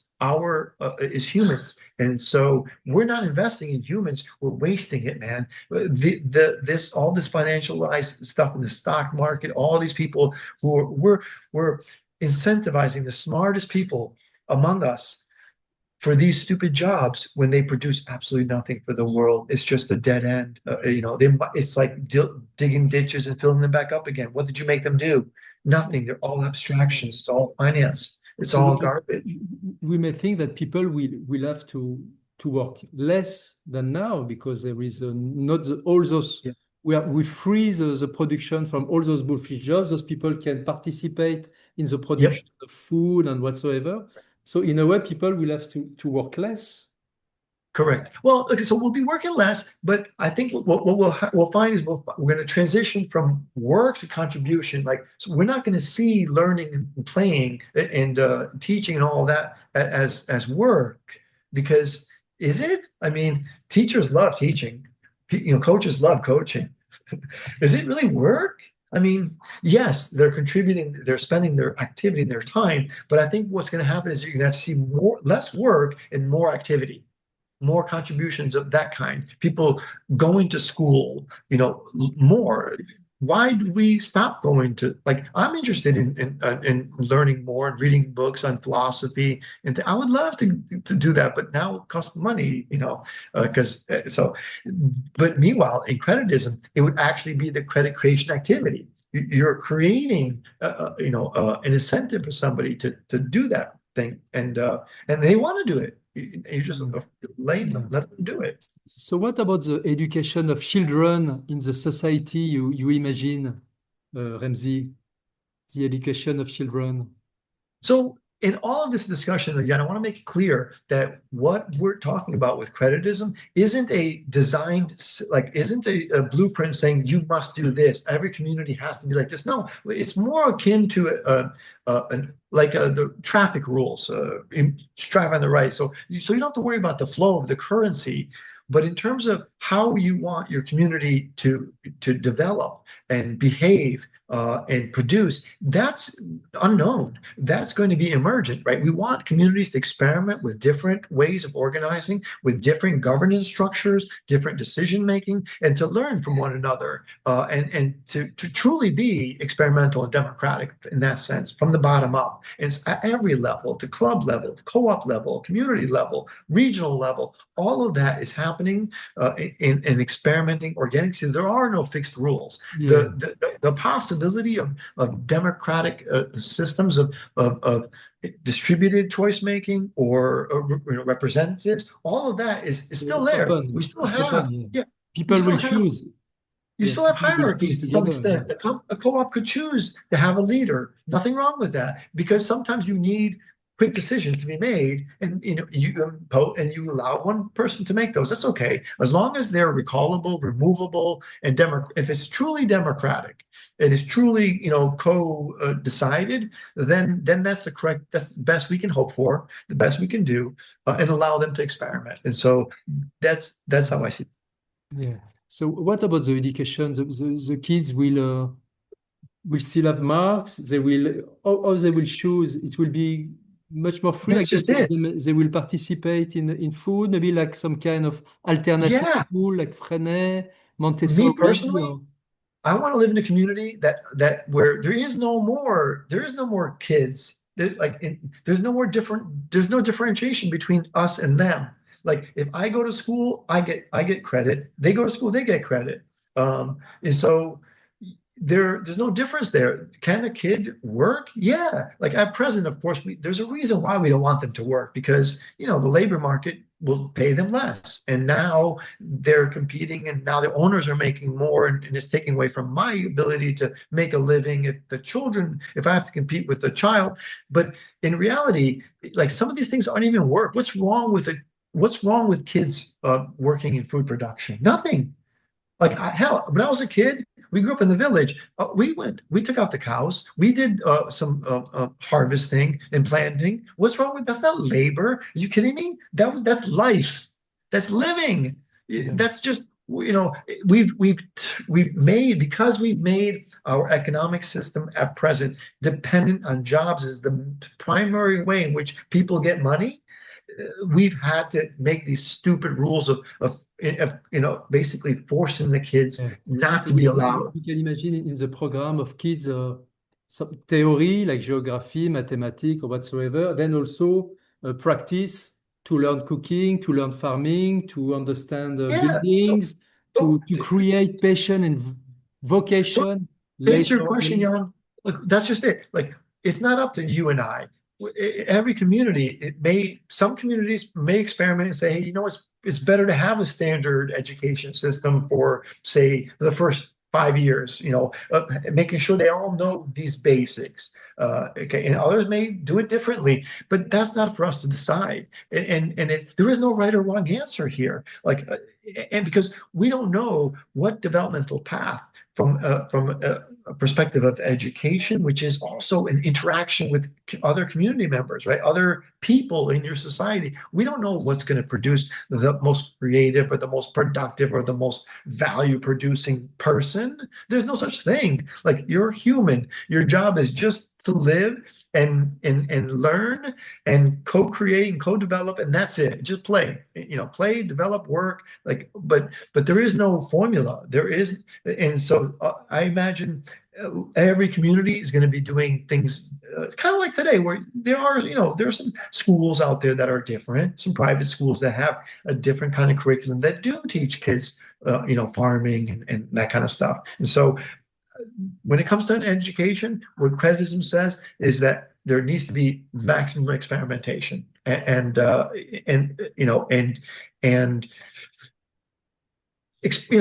we don't know. It shouldn't be a set program, I don't believe. I think people and kids themselves too. Certain kids are not every kid is going to be the same. Maybe even in a community, they might have two different education regimes. Like one where it's a standard, like what we have now. Another where it's more free flowing, and the kids can choose their own curriculum. It should be up to the parents and the communities to figure all that out. But in the end, it'll balance itself out. I think people, as long as people have an opportunity to pursue education, that's the goal. Like, give them the chance to go learn, and that's the best we can do. Yeah. What about the healthcare in this society? We can imagine that people will be less stressed and less sick, Yeah. and healthcare won't be a lobby anymore, based on profit. Yeah, that's the worst, especially in America here, is that we don't go to the doctor as often. We don't go to get diagnosed before it's too late. By the time we go to the doctor, you're already sick, because it costs money. In creditism, of course, the we can this is another area where it's basically free. We shouldn't be making medicine, drugs, and doctors and that kind of stuff have a cost. That stuff can be fully embedded in the cost of the luxury items. You want to go to a concert, you pay a little bit more. You want to buy a lobster because there's a limited quantity, you might pay a little bit more. But that's where we put the prices. We don't need to make people pay for getting a surgery. The doctor will get paid, sure, but you don't have to pay him, because we don't want to incentivize that kind of a game, because it shouldn't be a limit. You shouldn't be limited to diagnosis and these kinds of things. And so, in the medical area, creditism is very strong in that, we want more people to be nurses and doctors. Again, a lot of the things that we have in the existing system, where we have all these accreditation. You have to pass this test or go to school this many years before you can do this. Also, a lot of it has to do with this game of money, not necessarily because it's for safety reasons or they're not ready. They're ready. These people are just as much doctors. They've been in that hospital for years, but because of so and so bureaucracy, they don't have the full whatever. But we want more people we want people to know how to draw blood and to give CPR and do those kinds of things. And so there would be more education in terms of health, and people will know about how even to stay healthy than we do today. Because honestly, today it's like we're not getting that information at all. Not in school, that's for sure. You have to pay for it. Specialized information, only for the professionals. It's nonsense. What about the transport? People will still have a car, or it will be common? They will have their own car. We can imagine also some new technology, maybe without petrol, with other form of energy. Huh? Yeah. So consider now what creditism is doing, by the way.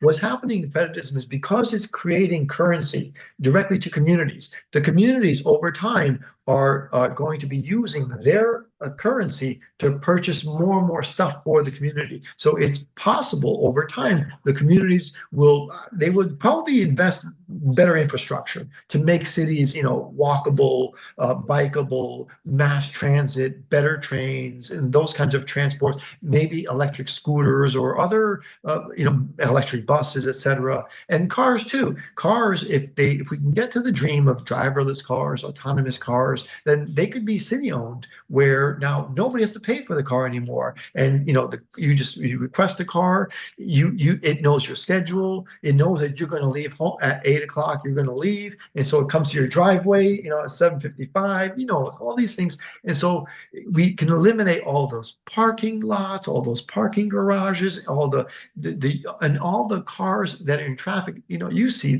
how the traffic patterns are today. The morning rush hour, the afternoon rush hour. One person in each car. It's embarrassing.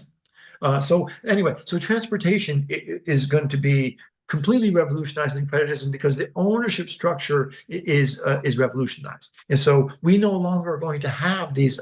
It's also possible for a community to purchase cars and until that car and to recoup some of the costs, that upfront costs and credit that it spent on purchasing these cars or snowboards or skis or a boat or whatever it may be that is at this place, that it can then so-called rent it, so to speak, so that it can recoup some of the money that it spent, so that it can refill its coffers to buy other stuff and have the people who are using the boat or the car pay for it, sort of, until it gets paid for. And then no one has to pay. And so somebody has to pay, though, in order to make the game fair. Like if one community, you can't just give free cars to one community and not to another. So by giving having it distributed through the community credit, you basically guaranteed fair distribution, if you will, of resources, that method. But how the communities decide to acquire them and how they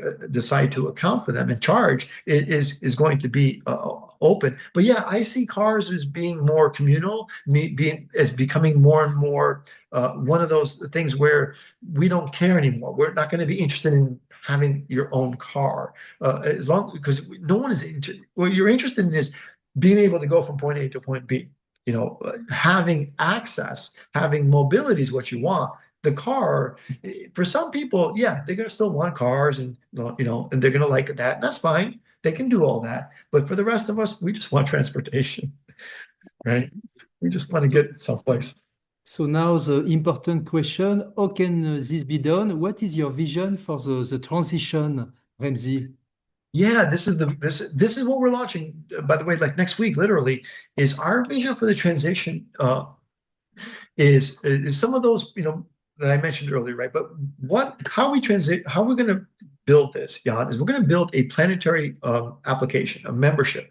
We're going to incentivize people to join this network early with in-game points, and then we're also going to be introducing the new currency in the game. But what's interesting is that the currency, the credit currency that we're going to be introducing and allocating to the planetary members isn't real, isn't effective yet. And so the goal is to co-create, is to record all the information, to have all of the property data, and so that we can have, if we get enough members to join from particular region, particular country, you can put political pressure and change the rules in your country, because it's at the national level today that states and people, societies are able to make laws on their credit and on their capital and the stuff and the property. And so it's at that level that we can apply political pressure. If we can build these decentralized tools of credit creation, of property record keeping, and governance and voting, all that digitally, then they can be adopted at the national level by any country. And any country that already has its own currency can begin immediately playing creditism. And because they can do this because they're already playing the game of value based on imports and exports at the national level. That also affects, of course, its citizens. And so any country will be able to transition. So we see the transition probably through that lens. Basically, we build the decentralized tools, attract the network, and we were still discussing the possibility of further incentives, further tokenization, and maybe actually creating an alternative digital asset now during the transition in order to use the master's tool essentially to build the new world. So there's all kinds of opportunities. But once we have that structure and that network, then we're basically already building creditism right there. And so, but the key really is what we're launching isn't just that application. It's us coming public, myself, and some of our other core team members here who understand creditism, we're developing it. We're going to begin this conversation, Jan. As you and I are now talking about creditism, we're learning a little bit more about this potential evolutionary step, towards a moneyless world that can get us there. And more people will be able to talk about it. And so I envision as we launch our podcast and we start to talk to other people, I think other people are going to begin to talk about it because it has a name, and they can talk about it too. And so as that idea that we don't have to live in this debt-based system anymore, that we can transition out of it as the next step. Clearly, human evolution in our organization isn't going to stop right at creditism, but definitely creditism, from my perspective, from the lots of work that we've done and conversations that we've had, and the challenges that we've imposed on it, and others like yourself have also asked about it. It's very resilient. It's been able to take all of those. And I know I'm going to kind of jump ahead here because I know there's a question that you're going to ask probably later, but I'm going to answer it now. You're going to ask, what is like the weakness, or like what is a problem with creditism? And I'm going to tell you that there's only one, and it is that we don't completely solve inequality. Like there are still going to be some people in creditism that have more currency, but it's not a problem because somebody else has more, it doesn't deprive anyone else from at least having the basics and having the right to live and contribute and work and play. And so that's what's different, is that really in today's world, we really do have a system where a lot of people are just not even allowed to contribute at all. Like you want to work, but sorry, you can't. They're not giving you a job or whatever. And so this is so the only problem is that we can't solve that particular problem. And even a moneyless system, Jan, even though you don't have the inequality in terms of the currency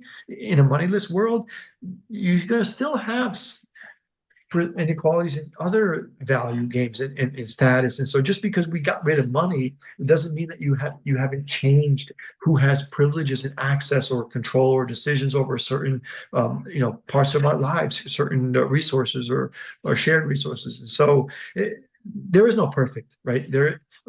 But there is a system that can enable and guarantee life. And that's what creditism can do. It can do those things. It can enable life and guarantee life. But it can't. Utopia is obviously not a reality. Yeah, I like the idea of creditism because it offers a realistic transition, I will say. Appreciate that. People Yeah, who have a lot of money now, of course, they will refuse a some communist in a good way correct. system because they own properties, they've been working all their life. So Yes. if those people have the possibility to actually give or sell their properties to the government and get credit, they will use their credit all their life. So, I mean, that will be okay for them. They don't lose everything in a way. So, of course, there is Well, differences at the time what of they would gain, transition Jan? because, yeah, Yeah. Well, what they would gain, the selling point to the rich people is that you gain a stable world. You gain a world where other people are like you. They're free too. They're also free to contribute and to play and to learn, just like you are, because money today is a tool of power, but freedom. Like, like in America, we have that expression of, fuck you money. Like, I can do whatever I want. Well, everyone should be able to, be able to, be free. And so, yeah, but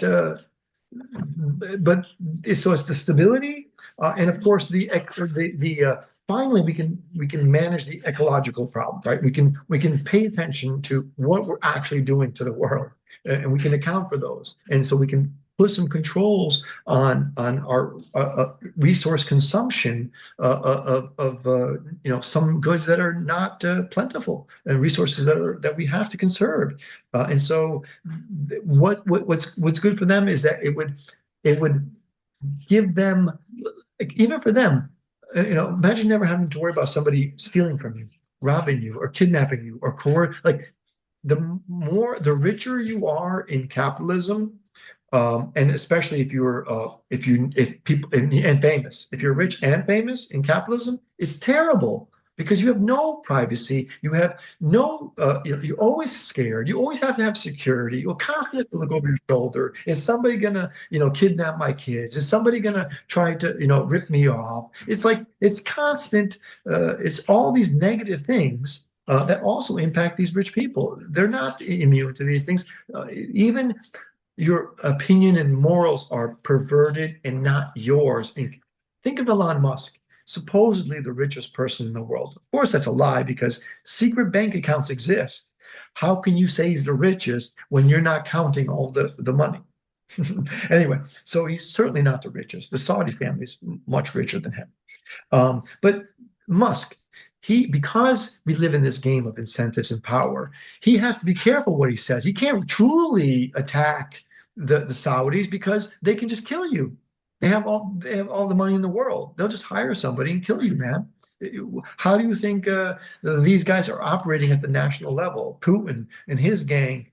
The capitalism is gangs, is cartels, is violence, is threats, and so no one is free because we don't live in a bubble. You have to, the things that you say, it's going to come back to you, and there's more powerful players than you. And so that's the problem with capitalism too, is that it doesn't matter. Even if you become rich, you're still not free. It's really only there's a subgroup of people in capitalism who truly are free, the ones who are not famous, who nobody knows, and they don't know that you're rich, but you are. Those people are doing great, but for everybody else, it doesn't work. Rich and poor, it's not serving us. The problem is that people beyond money, people want power also. Huh? The elite, I will say, they have money, they have millions, they have more than enough for thousands of years.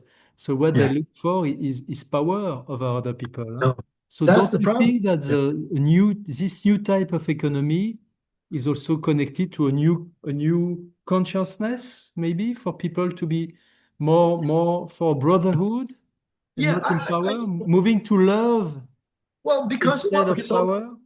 maybe not. I mean, I don't want to make any, value judgments on people in our behaviors, but certainly, by what creditism does is it distributes, because by distributing currency and removing as a tool of power, essentially we've distributed power, and so now you've got there's no more concentrated power anymore. That's dissolved. And so that's the main problem with the world, is that we have at every level, there's concentrated power, that controls people at the corporate level, at the community level, of course, at the global level. So it is and you're right, the current thing that they may not like about this transition to intercreditism is that they're going to lose some power.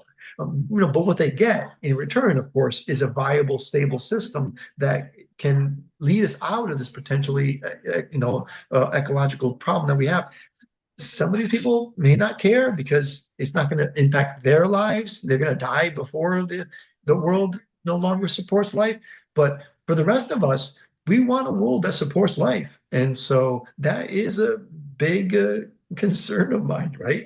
And so if in order to have that, we have to decentralize power and distribute it. It's what we have to do. It's the only smart thing to do anyway, because there's no one person who's that smart or who should be entrusted with decisions from other people. Why? It doesn't make any sense. It's not natural. That's for sure. Nature doesn't do that, right? It distributes power. It rarely concentrates power to the degree that the capitalism does. I mean, we have nuclear weapons, and in national, nations that are in the hundreds of millions and billions of populations. It's absurd. It's absurd. It's absurd, really.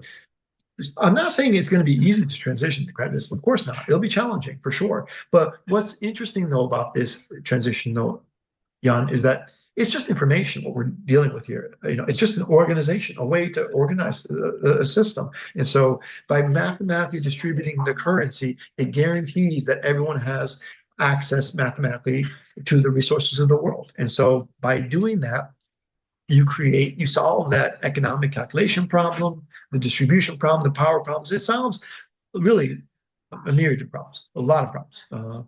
And But it'll create new ones that will, as we'll discover, that'll be tied towards other human values that are outside of the realm of economics, which are real, and a part of our lives, and they'll always be a part of our lives. And we will not be able to create currencies for those, unfortunately. At least I don't think we should. I mean, we're already creating one for this, but we kind of need one for this. As an example, I'll give you one example of the economic calculation problem.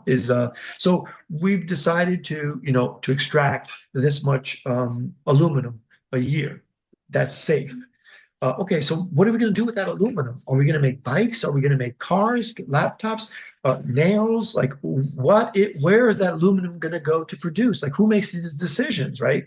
And so, what creditism is saying is a combination of factors. It's going to be push and pull. It's going to be central planning. Obviously, there's some plans, but more of it's embedded based on consumption and choices that are the consumers and the people are making themselves and communities are making. So the answer is we don't know. We don't know how many bikes to produce with that aluminum. But that's why once you have prices and you allow people and they have an economy because they only have so much credit. I can't buy a bike, a car, 10 laptops, and 100 TVs this year because I just don't have enough credit.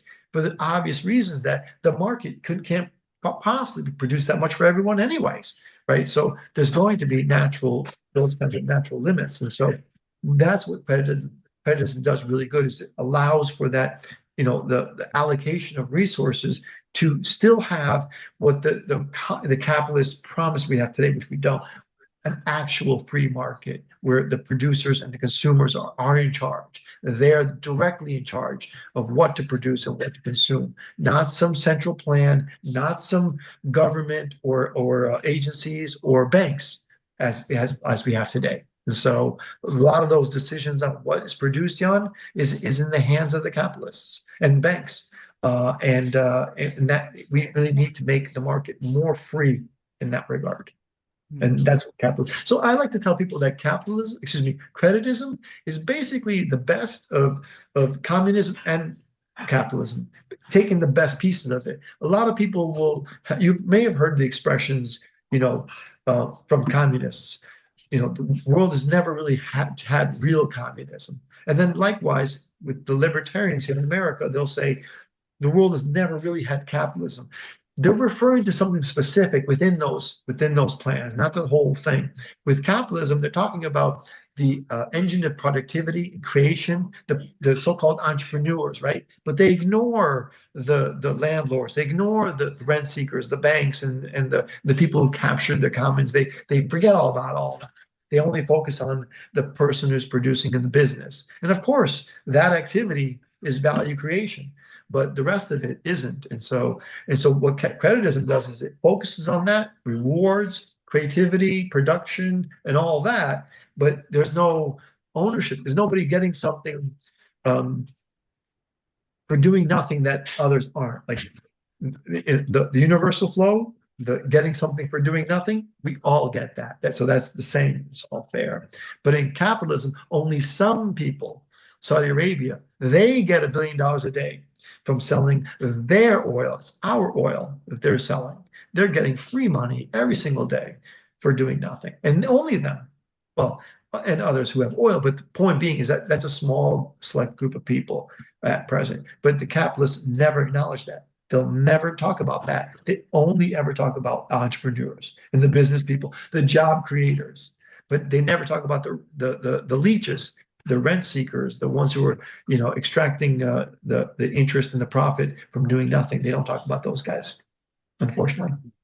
Yeah. What I like about creditism is that offer a realistic option to allegation to access, because of course moneyless groups, they imagine a world without money, so there is no more poverty, no more injustice, etc. But can we just go in a store and take as many TV, as many chocolate bars that we want every day, clothes? I imagine the young teenagers every day going shopping and just take.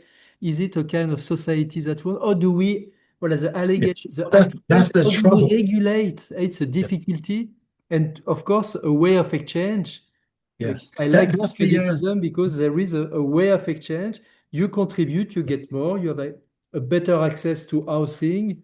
yeah. That if you choose to not work, you still can have Yep. everything for free. But so that offer a realistic way, and also for rich people, they can get their credit, not just lose everything. Otherwise, of course, they will Correct. refuse. So that it's a hybrid, voilà, a Oh, hybrid well, system, okay. and to So me, that's no, it offer really is. It a really is good the transition. Huh? Yeah, so for me, listen, I'm a huge advocate of the resource-based society. I love those kinds of those visions, and it's precisely because of the problems that you just mentioned that it solves: the poverty, the power, all those other problems. But once you start thinking about it from an economic perspective, in terms of the resource allocations, it becomes problematic in that, like with the housing, like, well, if it's first come first served, if I go to the market first when the shrimp when the crab is extracted from the ocean, well, Oregon or the market, we can only extract so many crab this year. And if crabs are popular and people really like them like a luxury item, well then does it really make sense and is it really fair for the first person who goes to the market to get as many as they want? Like it wouldn't be fair, like, because then I wouldn't be able to have any for my party. Like, so there's problems of resource allocation in a fully mindless society that it's not like. And so I get the problems that it diagnosed and it does fix, but there's other problems that unfortunately that there isn't an answer for, at least not yet in the resource limitations of at present. It is possible as we become more productive and abundant. I'm definitely open, and that's what I think creditism is good at. Is that it is a good step towards us discovering how we can actually build and get to there. And so I don't know how long that would take. And it's irrelevant, really. But I do know that while we're getting there, while we're doing that creditism can also solve the problems of power and poverty. And those are the two twin problems that really plague our society at present. Is that they're tied together, by the way. What is poverty but lack of power? Right? It's lack of agency. And of course, having too much money or too much power is exactly the same thing. Mm. They're connected. Voilà, but thank you very much, Remzi, for this solid introduction of creditism. I will Thanks. recommend that everyone visit your website and people can download your book for free. Thank you very much, Remzi. Thanks, John. It's so Huh? much uh, pleasure. Thank you. Thank you and see you soon. Bye Yeah. bye. Bye Bye-bye. bye. Imagine a